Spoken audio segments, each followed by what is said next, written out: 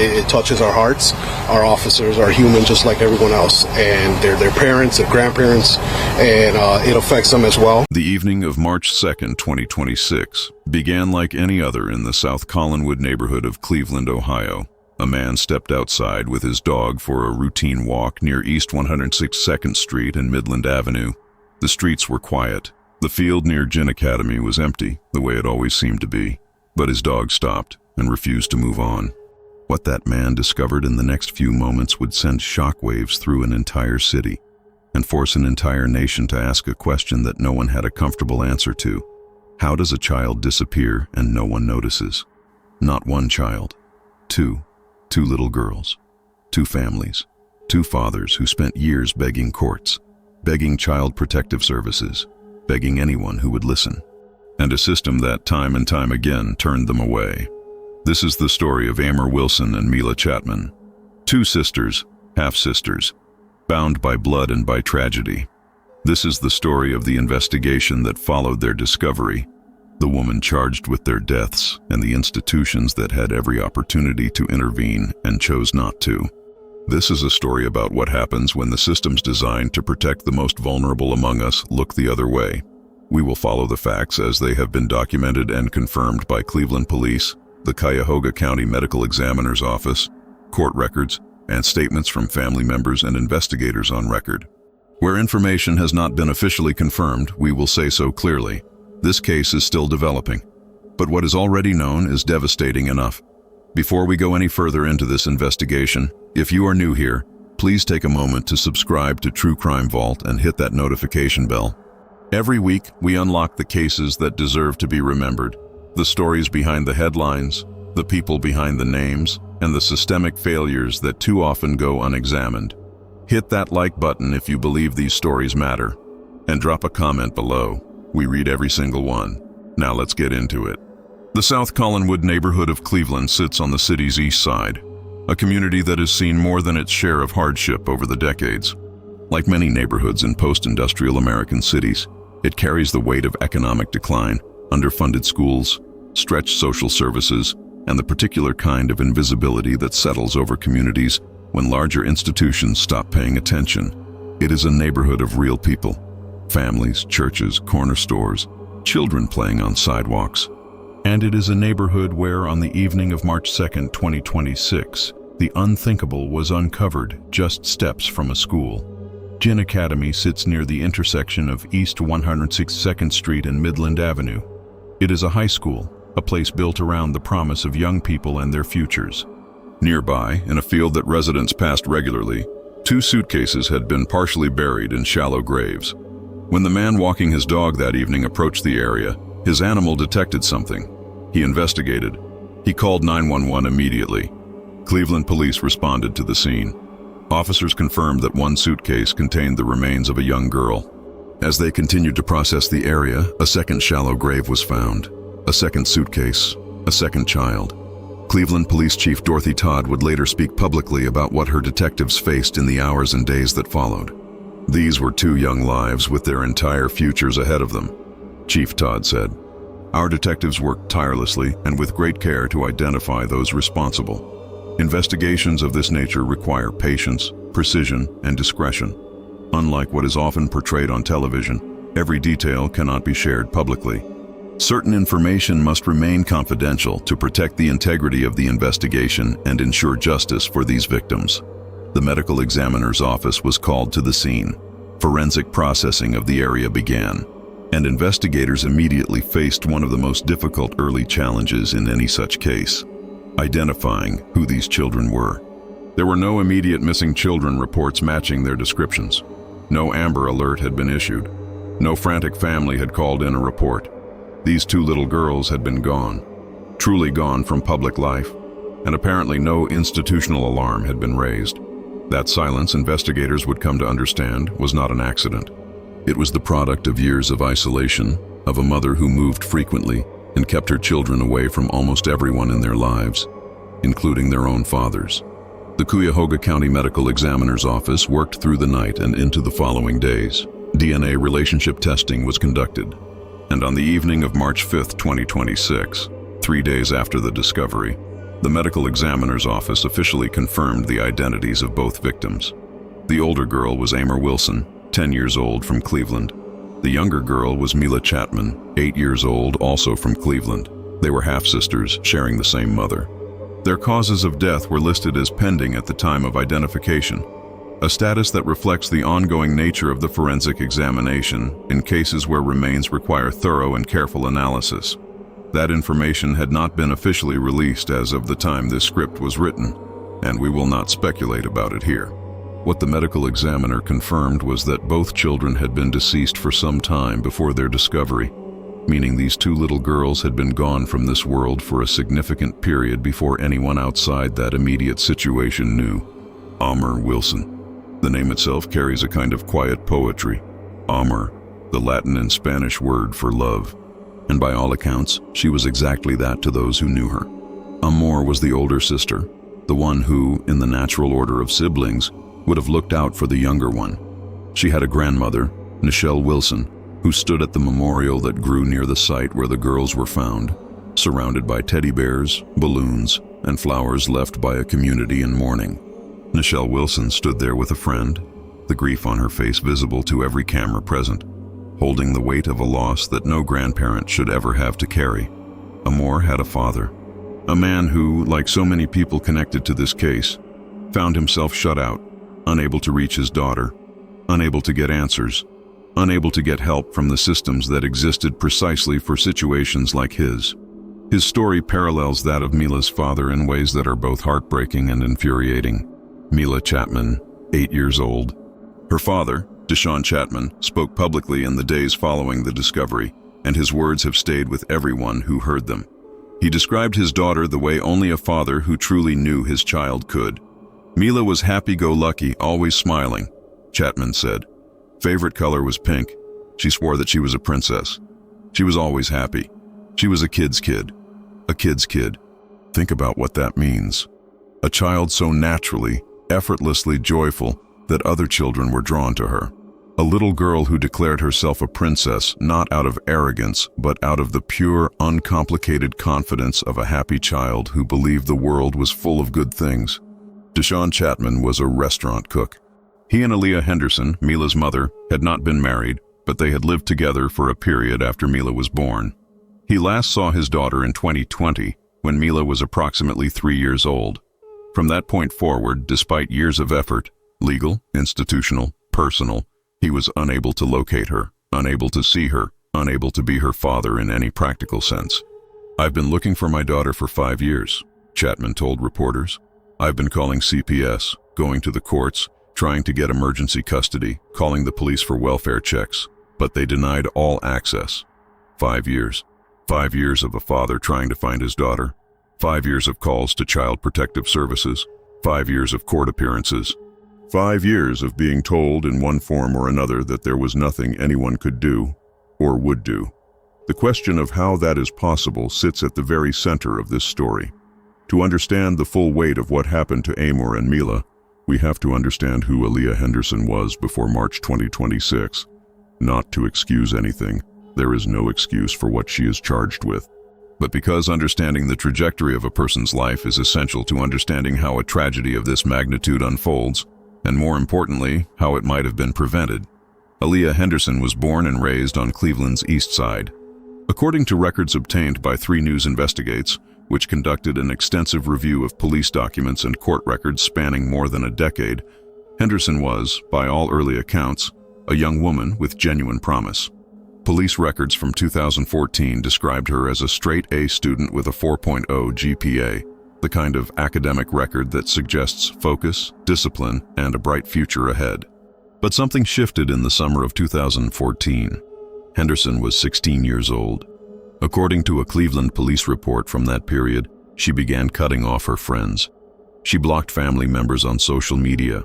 She withdrew from the people around her in ways that those closest to her found alarming and difficult to explain. On July 6, 2014, she was reported missing. She was found safe approximately 36 hours later, just blocks from her home on East 105th Street, the same East Side neighborhood where more than a decade later, the bodies of her daughters would be found. Whatever was happening in Henderson's life during that summer of 2014 has not been fully explained in publicly available records. But the shift was real, and it was documented. A young woman who had been excelling academically began a period of significant instability. Weeks after she was found following her disappearance, Henderson was the victim of an assault. According to a Cleveland police report from August 2014, the then 16-year-old was attacked by a group of other young people on an RTA bus near Woodland Avenue. She was beaten. No suspects were ever identified in connection with that assault.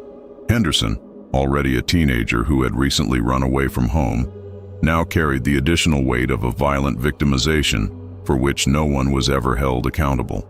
2 years later, in July 2016, Henderson was the victim of a domestic violence incident at her East 105th Street home, the address where she had grown up.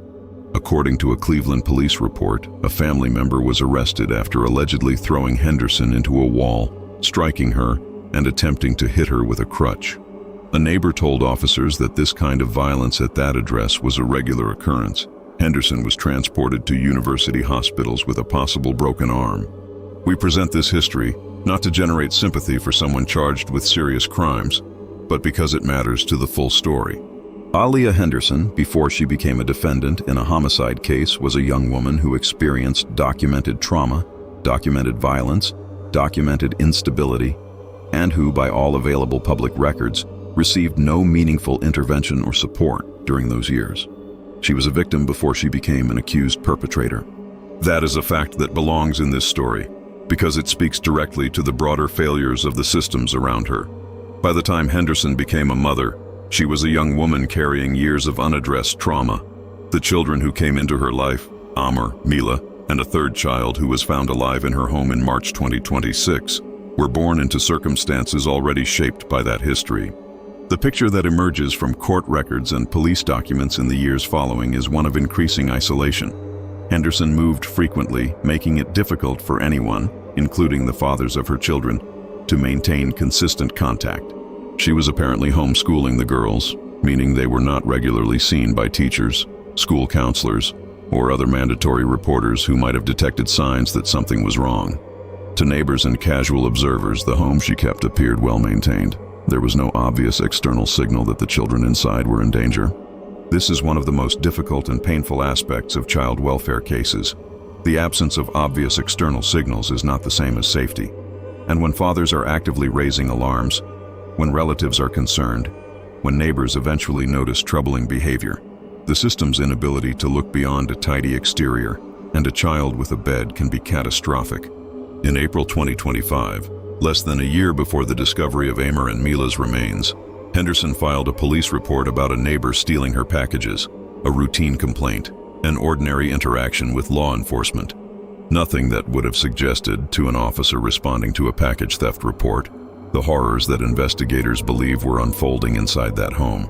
But by February 2026, just weeks before the bodies were discovered, the dynamic in the neighborhood had shifted. According to a Cleveland police report, a neighbor came to the local police district to report that Henderson had been threatening them, following them to nearby stores, and showing up uninvited at their front porch. The case was filed as menacing by stalking. This was a documented behavioral escalation, an individual in increasing psychological distress, in the weeks immediately preceding the most significant event of this case. That report was taken. It was filed. And then, as far as public records indicate, nothing further happened in response to it. Deshaun Chapman's story is the story that cuts deepest in this case, not because Amr's father's experience was any less painful, but because Chapman spoke publicly and at length in the days following the discovery, and his words provide the clearest window into exactly how the institutional failures in this case operated in practice. Chapman, a restaurant cook, described a relationship with Henderson that ended after roughly a year of cohabitation following Mila's birth. At some point after their separation, Henderson began limiting and then eliminating his access to his daughter. He did not know where they were living. The phone numbers he had for Henderson stopped working. She moved, and he could not find her. What followed was 5 years of documented effort to locate his daughter and restore his parental relationship with her. He called Child Protective Services, CPS, the agency specifically designed to investigate concerns about child welfare. He was told, according to his account, that because the children had a home and a bed, there was no basis for intervention. A home and a bed. That was the standard being applied. Not whether the children were safe, not whether they were being isolated from their families, not whether their father's concerns about their welfare merited investigation. A home and a bed. He went to the courts seeking emergency custody. His requests were denied. The specific legal reasoning behind those denials has not been fully detailed in public records, but Chapman has been clear that he was turned away repeatedly despite presenting himself as a willing, capable, and determined father. He called the police seeking welfare checks on his daughter. He was denied access. He described the experience in terms that are almost impossible to listen to without feeling the weight of his frustration and grief. "I've been trying to get her for 6 years," Chapman said publicly. "You've been ducking me. You told me I was too family-oriented. That's why you ain't given my daughter. Been tried, then talked to CPS numerous occasions. Too family-oriented." That phrase deserves a moment of reflection. A father's deep investment in his child's life, his determination to be present, to be involved, to fight for his daughter through every legal and institutional channel available to him, was apparently cited at some point as a reason to deny him access. Whatever the full context of that statement, it speaks to a dynamic in which a father's persistent advocacy for his child was not recognized as the protective instinct it clearly was. Mila, it turned out, had been living within view of where her remains were eventually found. "I don't know how long she's been gone, how long she's been dead," Chapman said. "I don't know how long she's been missing, but it could have been prevented. It could have been prevented." Amer Wilson's father faced a parallel reality. Both fathers, Chapman said, were in the same position, unable to locate their daughters because Henderson moved frequently, unable to compel the system to act on their behalf. "We both was in a position where we couldn't get her because the mother always left," Chapman explained. 2 fathers, 2 children, years of documented attempts, and a system that, at every turn, found reasons not to intervene. City Councilman Mike Polinsek, who represents the ward where the bodies were discovered, spoke to reporters in the days following the arrest. His words captured the community's response precisely. "The community is relieved, but saddened," Polinsek said. "There's 2 young children that are gone. Their whole future is gone. We have no idea what happened, what they went through toward the end of their lives." He also noted something that speaks directly to the invisible nature of what was happening inside that home. "The girls were allegedly homeschooled and lived in what appeared to be a well-kept house." Appeared. That word carries everything. The investigation moved quickly once the bodies were discovered. Cleveland's homicide detectives worked through the night of March 2nd and into the following days. They canvassed the neighborhood. They spoke to witnesses. They reviewed surveillance footage from cameras in the area around East 162nd Street and Midland Avenue. They examined evidence collected from the scene. By March 4th, less than 48 hours after the discovery, detectives had identified a person of interest and executed a search warrant at a nearby residence.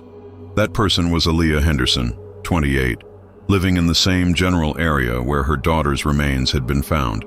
When officers entered the home under the authority of that search warrant, they found Henderson.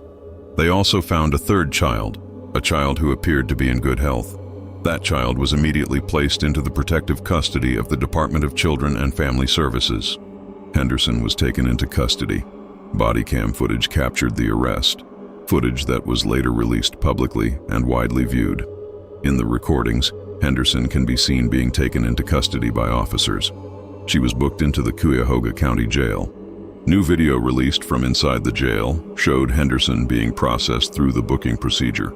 Calm, composed, giving no outward indication of the magnitude of the charges that were coming. On March 5, 2026, the Cleveland Division of Police confirmed that Aliyah Henderson had been charged with 2 counts of aggravated murder, 1 for each of her daughters. The charges are first-degree felonies.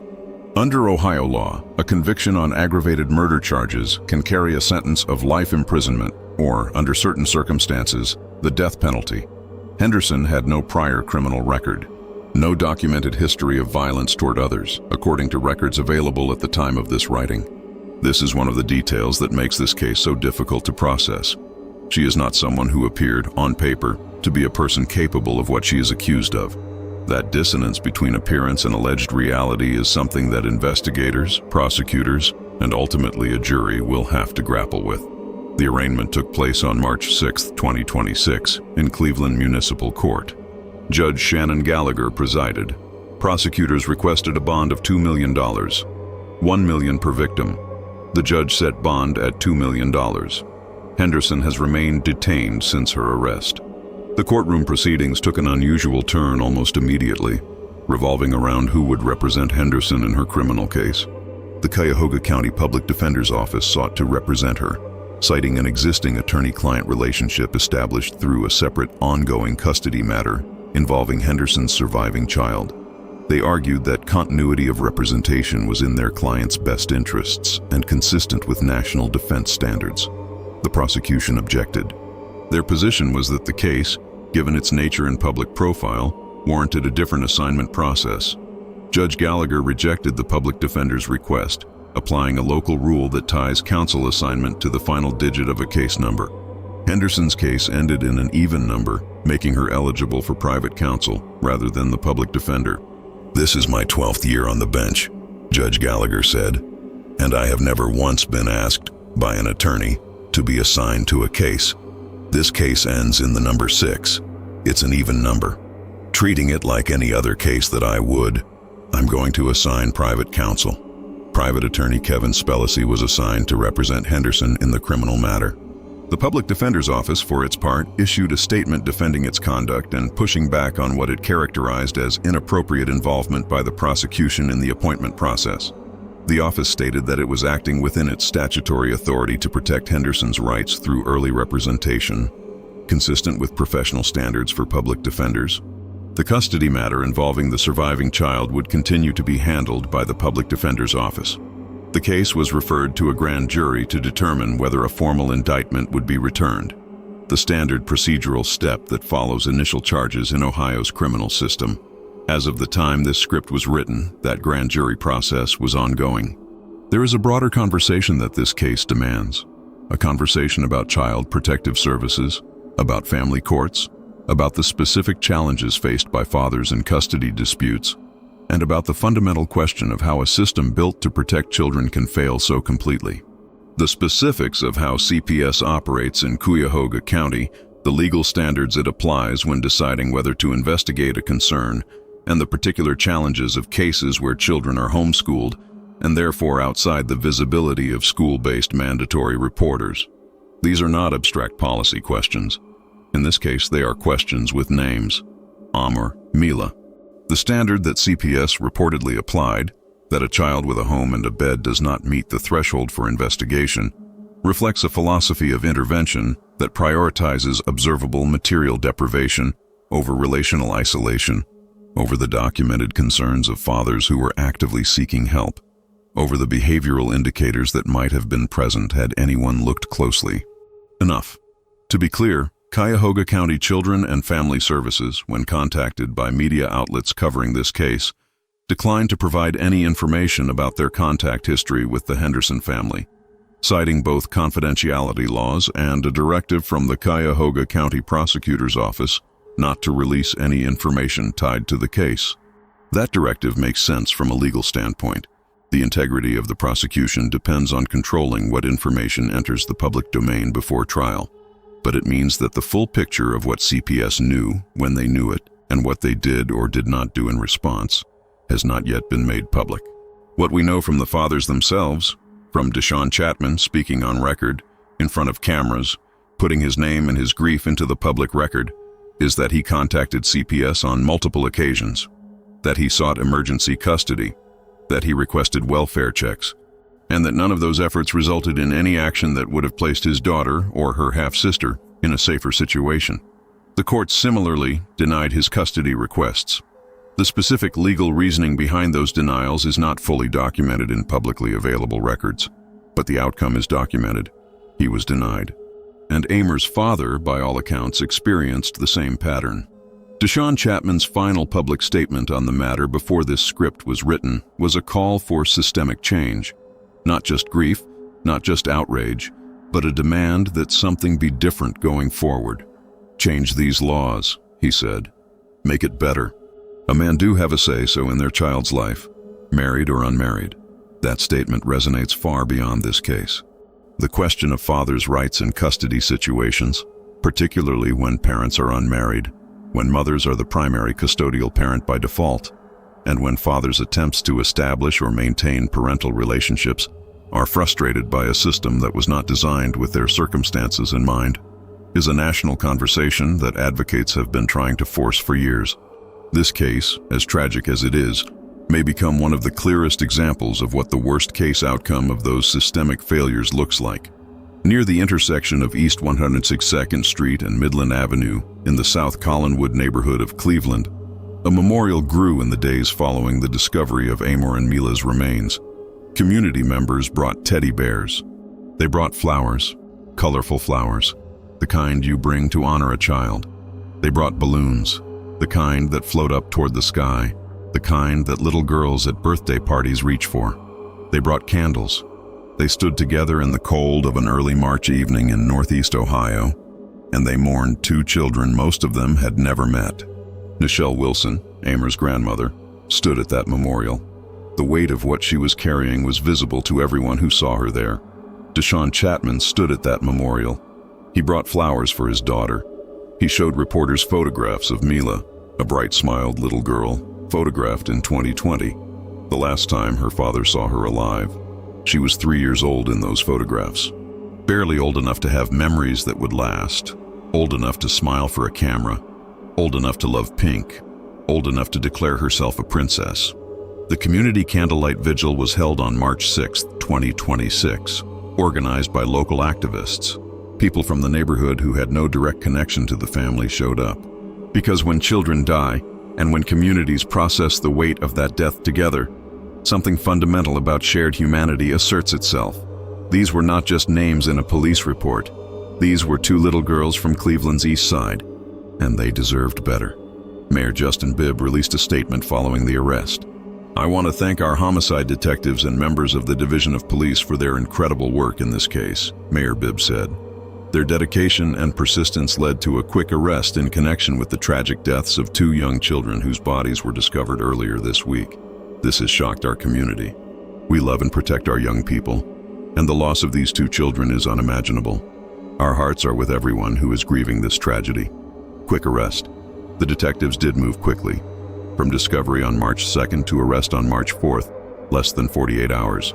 The investigative work that produced that result, the canvassing, the surveillance footage review, the witness interviews, the search warrant execution, was, by any objective measure, efficient and effective police work. Chief Todd acknowledged the difficulty of these investigations while defending the discipline her detectives brought to the case. But quick arrest in this instance also carries a darker resonance. The speed with which investigators identified and apprehended a suspect reflects in part the fact that the answer was close. The residence was nearby. The connection was direct. This was not a case where an unknown perpetrator remained at large. This was a case where the person responsible, if the charges are proven, was living within blocks of where the children were found. And the children, according to investigators, had been there for some time before anyone raised an alarm. Before anyone noticed, they were gone. Before anyone with institutional authority acted on the years of concerns raised by their fathers.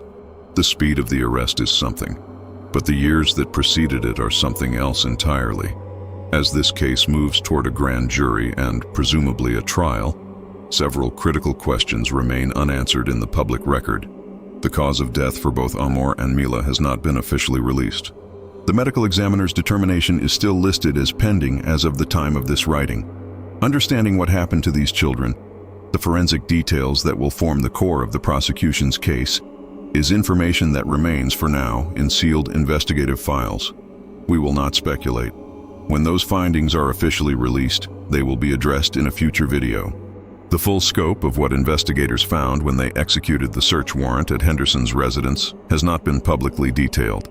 Police confirmed that a third child was found inside and appeared to be in good health. What else was found? Evidence relevant to establishing timeline, establishing motive, establishing the circumstances of what happened to Amor and Mila is part of an active investigation and has not been disclosed. The question of how long the girls had been deceased before they were discovered has been addressed only generally. Chief Todd confirmed that they had been there for some time. The precise timeline, when they were last seen alive by anyone outside the immediate household, when their deaths occurred, how long they remained in those suitcases before being found, is information that the forensic examination and the investigation will ultimately establish and that the prosecution will present at trial. The question of motive, the question that so many people are asking, the question that this case's most searched terms reflect, has not been answered. Investigators have not publicly offered a theory about why Aliyah Henderson allegedly did what she is charged with doing. Her attorney, Kevin Spellacy, has not made public statements about her defense. There is no confession on record. There is no documented explanation. What we are left with at this stage is the architecture of a tragedy. A woman with a documented history of trauma and instability.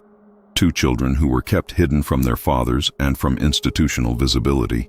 Years of warnings that went unheeded.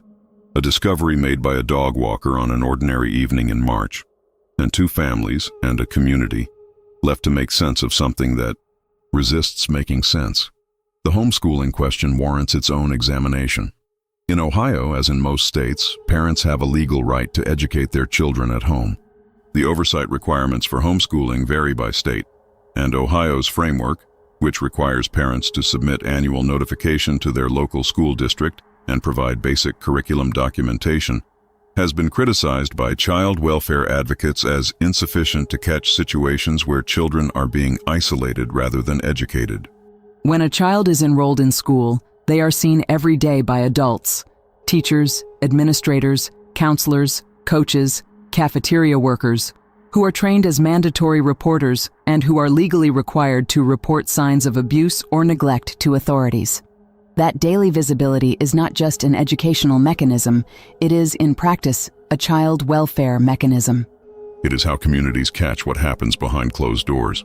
When a child is homeschooled and a parent limits contact with the outside world, that visibility disappears. The mandatory reporter network collapses to essentially nothing. And if the child's extended family, grandparents, aunts, uncles, non-custodial fathers, are also being kept at a distance, the child's only connection to institutional protection evaporates entirely. This is not an argument against homeschooling in general. The vast majority of homeschooling families do so for legitimate educational and personal reasons, and the overwhelming majority of homeschooled children are safe, cared for, and loved. But it is an honest examination of the way a legitimate legal arrangement can be weaponized in situations where children are being harmed. And it is a question that child welfare advocates and state legislators are going to need to answer in the wake of cases like this one. The Cuyahoga County Children and Family Services system itself is facing questions that extend beyond this particular case. A father who repeatedly contacted the agency, who sought emergency custody, who requested welfare checks, who was, by his own account, denied access and denied action at every turn. What protocols does that agency use to evaluate a non-custodial parent's expressed concerns about child safety? What documentation was created during those interactions? What standards govern the determination that children with a home and a bed do not require further investigation? These questions are not rhetorical. They are questions that a functioning accountability system, a city council inquiry, a state legislative review, an independent audit, should be asking and demanding answers to. Whether that accountability actually occurs in the wake of Amer and Mila's deaths remains to be seen. Deshaun Chapman said it himself, standing at a memorial for his daughter. Change these laws, make it better. A man do have a say-so in their child's life, married or unmarried. That is not a radical statement. It is not a politically charged statement. It is a father who spent 5 years trying to find his daughter, who was told repeatedly by courts and agencies that his access and his concerns did not rise to the level of action, standing over his daughter's memorial and asking, calmly, deliberately, with a grief that has nowhere else to go, that the system that failed him and failed her be examined and changed. Whether his daughter was failed by specific decisions, by institutional indifference, by inadequate legal frameworks, or by some combination of all of these things, is something that investigators, prosecutors, attorneys, judges, and eventually a jury will help determine. But the fact that he spent 5 years raising alarms and was unable to reach his daughter is not in dispute. It is documented, it is confirmed, and it is a part of this story that will not disappear regardless of how the criminal proceedings ultimately resolve. Aliyah Henderson is, as of this writing, presumed innocent under the law. She has been charged. She has not been tried. She has not been convicted. The charges against her are serious. 2 counts of aggravated murder, first-degree felonies, and the evidence that led investigators to arrest her within 48 hours of the discovery suggests that the case against her is considered strong by those who have reviewed it. But the legal process exists for a reason, and we respect it. What happens next, in legal terms, is this. The grand jury will review the evidence presented by prosecutors and determine whether to return a formal indictment. If an indictment is returned, which is considered likely given the charges already filed, the case will proceed to Cuyahoga County Common Pleas Court. There will be pretrial motions. There will be hearings. There will be discovery, in which prosecutors and defense attorneys exchange the evidence each side intends to present. And eventually, assuming the case does not resolve through a plea agreement, there will be a trial. That trial will be the moment when the full picture of what happened to Amor Wilson and Mila Chapman, the forensic details, the timeline, the evidence collected from the scene and from Henderson's residence, the testimony of investigators and witnesses, becomes part of the public record. We will be here for that. We will cover every significant development in this case as it moves through the system, because Amor and Mila deserve to have their story told completely and honestly, because Deshaun Chapman and Amor's father deserve to have their years of effort documented and remembered, because the community of South Collinwood deserves to see accountability, and because the systemic failures that this case has illuminated deserve sustained public attention, not just for one news cycle, not just for the week when the story broke, but for as long as it takes for meaningful change to actually occur. Near the intersection of East 162nd Street and Midland Avenue, the memorial continues to grow. Teddy bears, flowers, balloons, candles, the offerings of a community that refuses to let 2 little girls be forgotten. Amor Wilson was 10 years old. Mila Chapman was 8 years old. They were half-sisters. They shared a mother. They shared a neighborhood. They shared, in the cruelest possible way, a fate. Mila loved pink. She was, her father said, a kid's kid, happy-go-lucky, always smiling. A little girl who was absolutely certain she was a princess. Amor had a grandmother who stood at her memorial, holding a grief too heavy for any words to fully contain. She had a father who tried to be in her life. She had a name that meant love. Both of these children deserved to grow up. They deserved fathers who were allowed to be their fathers. They deserved a system that took the warnings seriously. They deserved a future. They did not get one. And the question of who bears responsibility for that, the individual charged with their deaths, the institutions that were given the opportunity to intervene, or both, is a question that the coming months and years of legal proceedings and public accountability will begin, slowly, to answer. We owe it to Amor and Mila to keep asking. If this case has moved you, if you believe that Amor Wilson and Mila Chapman deserve to be remembered, and if you believe that the systemic failures this case represents deserve sustained public attention, please subscribe to True Crime Vault. Hit that like button. Share this video with someone who needs to hear this story. And drop a comment below. Tell us what you think needs to change, what questions you still have, what part of this story hit you hardest. We read every comment. We see every response. Amor, Mila, we will not forget their names.